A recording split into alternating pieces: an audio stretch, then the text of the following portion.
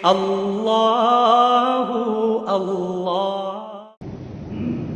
الحمد لله الذي هدانا لهذا وما كنا لنهتدي لولا أن هدانا الله. اللهم صل على محمد وبارك وسلم. أما بعد، أعوذ بالله السميع العليم من الشيطان الرجيم من همزه ونفخه ونفسه. بسم الله الرحمن الرحيم.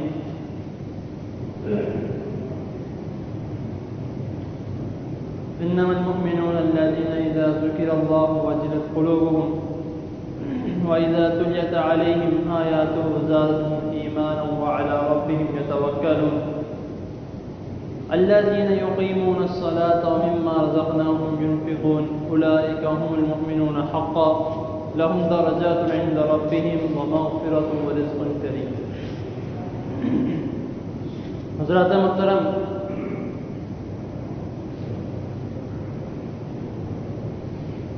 گزشتہ نشست میں نے آپ کے سامنے کہ جن کے بارے میں کسی امام نے، کسی عالم نے یا کسی بڑے سے بڑے آدمی نے نہیں کہا کہ یہ پکے اور سچے مومن ہیں، حق پر ہیں، ان جیسا کوئی نہیں ہے. یہ اللہ تعالیٰ کا فیصلہ ہے، اللہ تعالیٰ کا حکم ہے، اور یہ سرٹیفکیٹ اللہ تعالیٰ نے دیا ہے کہ یہی لوگ ہیں جو پکے اور سچے اور حق پر ہیں، یہ وہ مومن ہیں.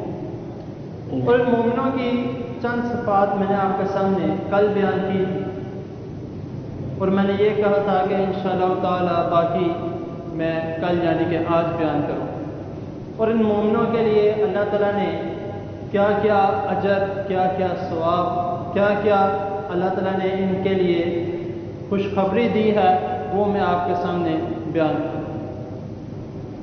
تو سب سے پہلے جو میں نے کل جو 3 صفات بتائی تھی ان کو مختصر اس کے بارے میں بتا دوں تاکہ جو کل موجود نہیں تھے ان کو بھی پتہ لگ جائے کہ اللہ رب العزت فرما رہے ہیں کہ انما المؤمنون الذین اذا ذکر اللہ وجلت قلوبهم. سورۃ الانفال کی 2، 3، 4 آیت نمبر ہیں.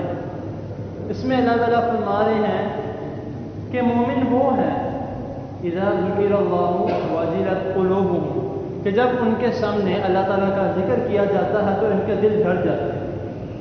ڈرنے سے مراد میں نے کل بھی جو بتایا تھا کہ ڈرنے سے مراد یہ ہے کہ وہ ہر برے کام کرنے سے پہلے اس چیز کے بارے میں سوچتے ہیں کہ مجھے اللہ تعالیٰ دیکھ رہے ہیں، اور ہر ایسا کام جس سے اللہ تعالیٰ کی نافرمانی ہوتی ہو، جس سے رسول اللہ صلی اللہ علیہ وسلم کی نافرمانی ہوتی ہو، جس سے اللہ تعالیٰ ناراض ہوتے ہوں، اس کام سے بچتے ہیں. اس کو کہتے ہیں ڈرنا. اور میں نے یہ بھی کل کہا تھا کہ کیا ہم جو اپنے آپ کو مسلمان کہتے ہیں، مسلمان بولتے ہیں، مومن کہتے ہیں، تو کیا ہمارے میں یہ خصوصیت ہے کہ جب ہم کوئی کام ایسا کرنے لگیں کہ برا کام ہو، اللہ تعالیٰ کی نافرمانی والا ہو، اور ہم یہ کرنے سے پہلے خوفزدہ ہوں کہ ہمیں کوئی نہ کوئی اللہ تعالیٰ کوئی دیکھے نہ دیکھے اللہ تعالیٰ دیکھ رہا. اور دوسری میں نے صرف یہ بیان کی تھی کل وَإِذَا تُلِيَتْ عَلَيْهِمْ آيَاتُهُ زَادَتْهُمْ إِيمَانًا، کہ جب ان کے سامنے اللہ تعالیٰ کی آیات تلاوت کی جاتی ہیں تو ان کے ایمان بڑھ جاتے ہیں. ایمان بڑھنے سے مراد میں نے کل یہ بتایا تھا کہ ایمان بڑھنے سے مراد یہ ہے کہ جب ایک چیز کے بارے میں وہ سن لیں، جو ایک خصوصیت صحابہ کرام رضی اللہ عنہم کی بھی تھی کہ وہ جب رسول اللہ صلی اللہ علیہ وسلم کے لسان مبارک سے جب آپ ایک بات سن لیتے تھے تو آپ جو صحابہ کرام رضی اللہ عنہم تھے وہ ڈٹ جاتے تھے کہ ہم نے اس بات پر عمل کرنا. تو یہی خصوصیت اگر ایک مومن میں ہے، ایک بندے میں ہے، اللہ تعالیٰ کا ایک بندہ ہے اس میں خصوصیت ہے، تو وہ بندہ مومن کہلانے کے لائق ہے. اور تیسری بات میں نے یہ بتائی تھی وَعَلَىٰ رَبِّهِمْ يَتَوَكَّلُونَ، کہ وہ اپنے رب پر توکل رکھتے ہیں، اپنے رب پر یقین رکھتے ہیں.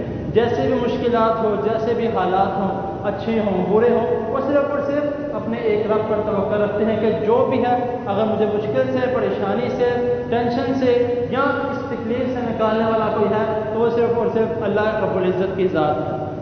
اور اگر اللہ تعالیٰ نے اس پر انعام کیا ہے، اللہ تعالیٰ نے اس پر اپنی رحمت برسائی ہے، تو اس کا یہی یقین رہتا ہے کہ اگر کوئی میری اس حالت میں حفاظت کرنے والا ہے وہ صرف اللہ رب العزت ہے۔ اس بات کا مطلب ہے وعلی اللہ ربہ وتوکل۔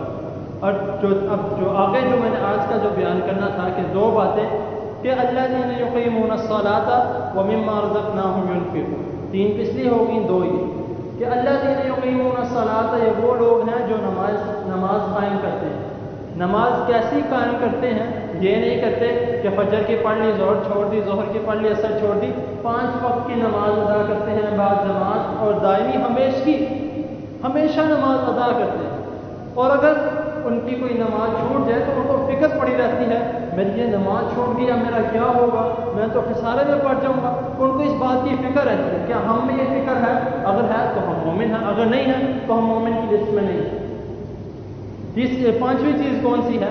وَمِمَّا رَزَقْنَاهُمْ يُنْفِقُونَ، کہ اللہ تعالیٰ نے جو مال دیا ہے، اللہ تعالیٰ نے جو رزق دیا ہے اس کو اللہ کی راہ میں خرچ کرتے ہیں۔ ہمارے حالات کیا ہیں؟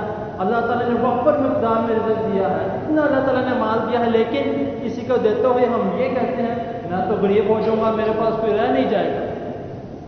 جب اللہ تعالیٰ نے ایک انسان ایسا ہے کہ غریب ہے، کچھ نہیں دے سکتا کسی کو، لیکن پھر بھی وہ کوشش کرتا ہے کہ میں کوئی 10-20 روپے دے دوں۔ لیکن ایک انسان وہ ہے جس کے پاس بہت مال ہے، بہت رزق ہے، بہت اللہ تعالیٰ نے اس کو دیا ہے، لیکن تب بھی وہ اللہ تعالیٰ کی راہ میں خرچ نہیں کرتا، تو وہ کنجوس ہے۔ یہ میں نے نہیں کہا، قرآن جیت نے کہا کہ بخیلی نہ کرو، کسی کو دیتے ہوئے بخیلی نہ کرو، کھلے دل دو۔ اللہ تعالیٰ نے تمہیں وسعت دی ہے، اللہ تعالیٰ نے تمہیں رزق میں وسعت دی ہے، تو تمہیں چاہیے تم لوگوں کو بانٹنے میں وسعت کرو، کھلے دل دو، جتنا جو تمہارے پاس ہے اس میں جو تمہارے استعمال میں ہے وہ اپنے پاس رکھ لو، جو اس میں زائد ہے وہ لوگوں کو دے دو۔ اسی طرح نظام چلتا ہے کہ اللہ تعالیٰ ہر ایک کو ایک برابر بنا دیتے تو کون کس کے کام کرتا؟ ہر ایک نے کہنا تھا بھائی میری اپنی عزت ہے، میں نے اپنا کام کرنا ہے۔ کہ اللہ تعالیٰ نے ایک نظام قدرت بنایا ہے کہ کچھ لوگوں کو امیر بنایا، کچھ لوگوں کو غریب بنایا، کہ جو امیر ہیں ان کے پاس جو اللہ تعالیٰ نے ان کو جو رزق دیا ہے تو ان کو حق بنتا ہے کہ وہ ان لوگوں کو بھی دیں جن کو اللہ تعالیٰ نے نہیں دیا۔ یہ اللہ تعالیٰ نے قدرت کا نظام بنایا۔ تو پھر اگر کسی میں یہ 5 چیزیں ہیں، کون سی؟ سب سے پہلی اللہ تعالیٰ کا ذکر کیا جائے تو ان کا ڈر جاتے ہیں۔ نمبر دوسرا کہ جب ان کے سامنے آیات کی تلاوت کی جاتی ہے یا ان کو سمجھایا جاتا ہے تو ان کے ایمان بڑھ جاتے ہیں۔ نمبر 3 اللہ تعالیٰ کے اوپر توکل رکھتے ہیں۔ نمبر 4 نماز قائم رکھتے ہیں۔ نمبر 5 جو اللہ تعالیٰ نے رزق دیا ہے اس میں سے لوگوں میں بانٹتے ہیں۔ اگر 5 چیزیں کسی میں ہیں تو تب اللہ تعالیٰ فرما رہے ہیں اولئک هم المؤمنون حقا، کہ یہی لوگ ہیں، یہی مومن ہیں جو سچے، پکے اور حق پر ہیں۔ اب یہ اللہ تعالیٰ نے فرما دیا تو ظاہر سی بات ہے جس کے بارے میں اللہ تعالیٰ نے فرما دیا اس کو کوئی جھٹلا نہیں سکتا، اس کو کوئی یہ نہیں کہہ سکتا کہ یہ مومن نہیں ہے، کیونکہ اللہ تعالیٰ خود فرما رہے ہیں اولئک هم المؤمنون حقا۔ پھر اس کے بعد اللہ تعالیٰ نے ان کے لیے خوشخبریاں، ان کے لیے کیا ایک ایسی چیز دی ہے، 3 چیزیں اللہ تعالیٰ نے دی۔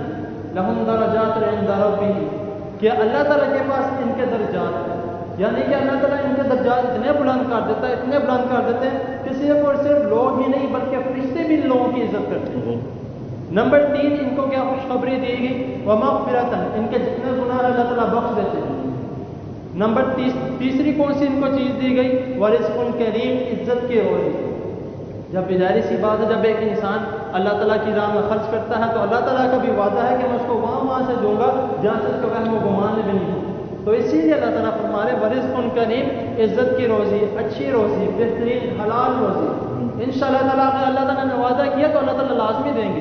ہم اپنے وعدے سے مکر سکتے ہیں، ہم کسی سے کوئی بات کرتے ہیں، کوئی عہدہ عہد کرتے ہیں کہ ہم یہ کام کریں گے، یہ کام کریں گے، ہم نہیں کرتے، ہم اپنے بات سے مکر سکتے ہیں، لیکن وہ رب العالمین، وہ اللہ تعالیٰ کی ذات اپنی بات سے مکرتا نہیں، وہ اللہ تعالیٰ جو کہتے ہیں وہ لازمی کرتے ہیں۔ اللہ تعالیٰ نے ایک سرٹیفکیٹ دیا ہے، ایک رتبہ دیا ہے، تو اللہ تعالیٰ نے واقعی ایک آدمی کو رتبہ دیا ہے، اور اللہ تعالیٰ نے وعدہ کیا ہے درجات کا، مغفرت کا، رزق کا، تو انشاءاللہ تعالیٰ اللہ تعالیٰ لازمی دیں گے۔ آپ یہ کام کر کے تو دیکھیے جو 5 باتیں بتائی ہیں، تو قرآن کی کھلا نشانی ہے، ہر چیز اس میں موجود ہے، جو چاہو اس میں دیکھ سکتے ہو، جو چاہو اس میں حاصل کر سکتے ہو۔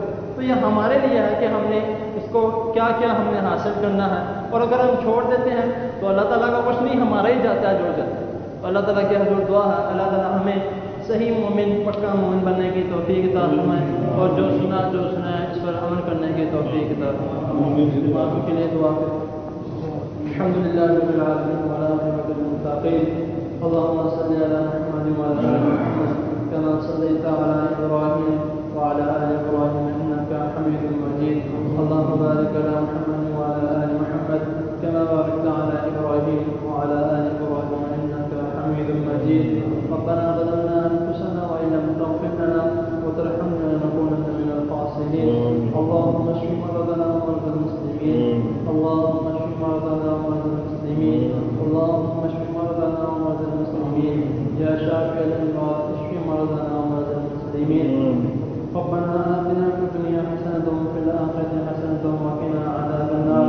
ربنا هب لنا من أزواجنا وذرياتنا قرة أعين واجعلنا للمتقين إماما. أسأل الله العظيم رب العرش العظيم أن يشفيك.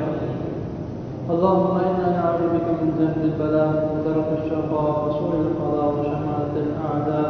رب هب لي من لدنك ذرية طيبة إنك سميع الدعاء. رب ارحمهما كما ربياني صغيرا. رب لا تذرني فردا وأنت خير الوارثين. ربنا تقبل منا إنك أنت السميع العليم وتب علينا إنك أنت التواب الرحيم. وصلى الله تعالى على خير خلقه محمد وآله وأصحابه أجمعين.